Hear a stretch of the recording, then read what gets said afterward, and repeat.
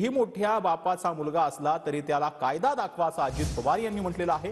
मोठ्या बापाचा मुलगा म्हणून सोडू नका असं देखील अजित पवार यांनी म्हटलंय। बारामतीत मुलांमध्ये झालेल्या मारामारीवरून अजितदादांनी हे वक्तव्य केलंय। तर 14 ते 15 वर्षांवरील मुलांवर कडक कायदा झाला पाहिजे असं अजित पवार यांनी म्हटलेलं आहे।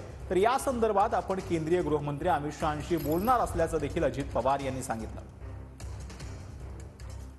आई वडिलांनी तुम्हाला एवढ्या सुंदर जगामध्ये जन्माला दिलंय, ते काही भांडणं करण्याच्या करता, एकमेकाच्या बद्दल आकाशाने बघण्याकरता, एकमेकाच्या बद्दल शत्रूच्या भावनेने वागण्याच्या करता दिलं नाही।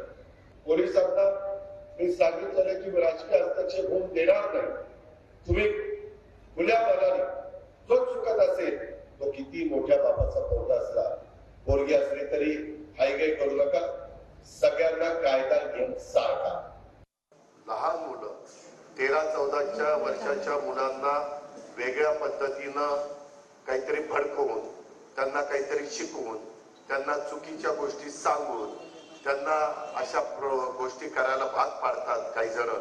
आणि मग त्यांच्यावर पोलिसांना ऍक्शन घेता येत नाही, त्यांना जेलमध्ये टाकता येत नाही, त्यांना बालगृहातच पाठवावं लागतं।